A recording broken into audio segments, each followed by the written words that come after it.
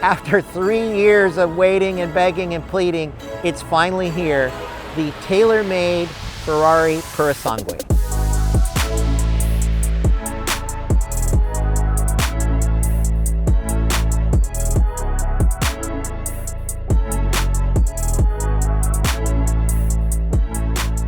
I'm so glad we're outside looking at it, of course, in the light and getting a lot on there because it is truly fascinating. The first, remember, we're not calling it an SUV, but the first four-door, four-seater. And for those of you Ferraristas or incredible car buffs, Ferrari's had a four-seater Lusso, a 612 Scaglietti, etc., but never has a four-door. So when you really look and you really see the amount of aerodynamic for cooling and dirty and clean air generation and flows, it's truly startling. And this color was a custom, gray. So if it was a little brighter or out today, you might even see a few more of the lines.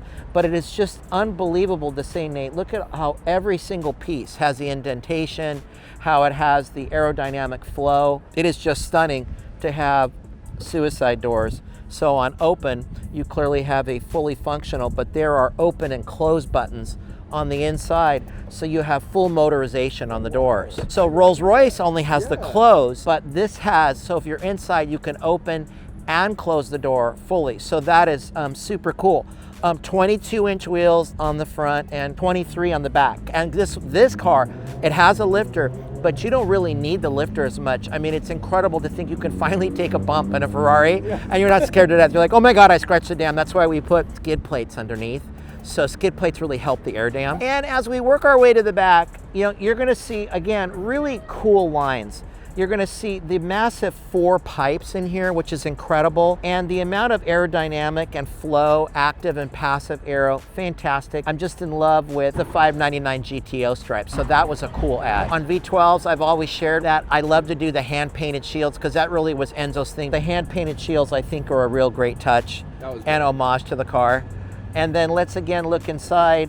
And so I just think with that Hermes type orange interior and that executive type package that is standard in here, beautiful console, incredible room, and tailor-made plaque in the back. Some things to notice besides the Dreamline on the panels, which are standard now and all the customization, this is a much larger passenger display. It's almost 2.5, 3 times the size, but there's no center TV screen.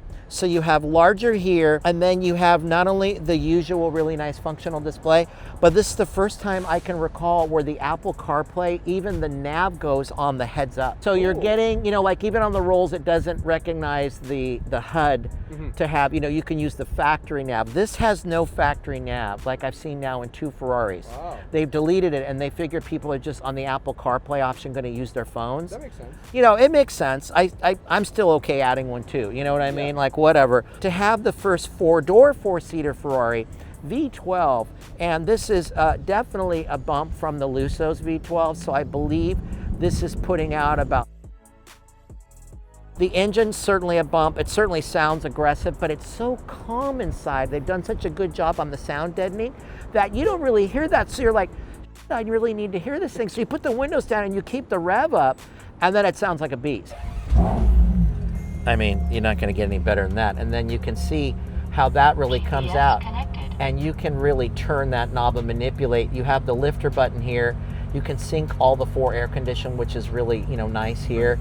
But then an incredible option extra, this lightens the glass panel roof. So it has that monochromatic, that electromagnetic glass, so you can go darker or lighter on the ceiling.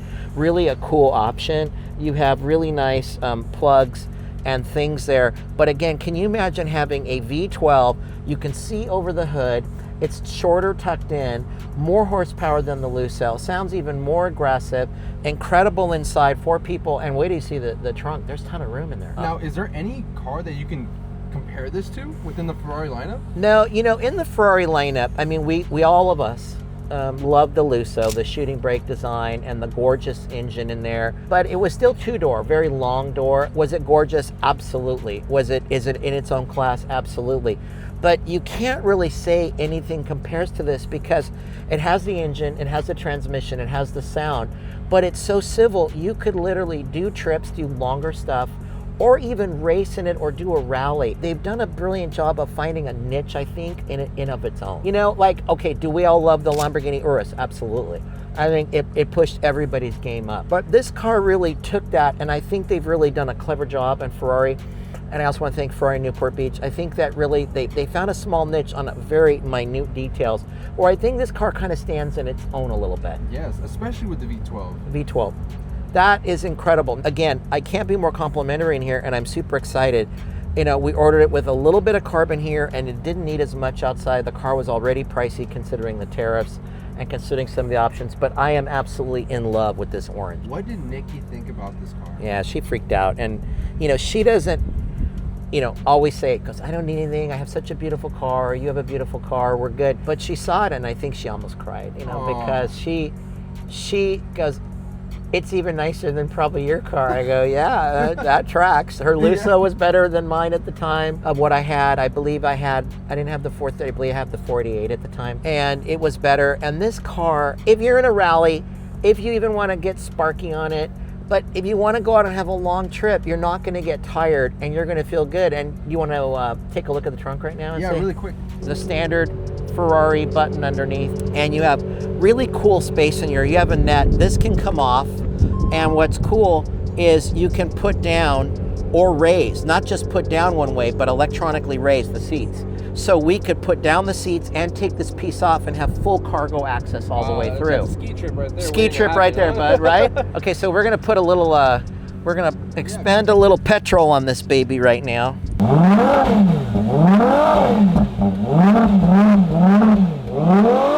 It sounds great, right? I mean, it's truly a car, I think, for the ages. I hope more get out to people, and I get the exclusivity, but I hope Ferrari will, you know, can increase the production speed, because costs and materials are always going up. Yep. Tariffs are a real problem for people. I mean, I understand the price point this car's in. I really want people to experience that and not have to, you know somebody or do this. But again, that's partly why the channel's here for. Get to know your dealership, you know, tell them what you want. Don't be bashful, be polite, show up on time, go to events. I really hope more people get to experience this car, because I got to tell you, I think I've only seen 2 or 3. Thank you so much for being here and helping us grow. Please like and subscribe and tell others, and tell us what you think and what you want to see next. Thank you. And stay tuned, because we're going to do a test drive and more stuff later in the week.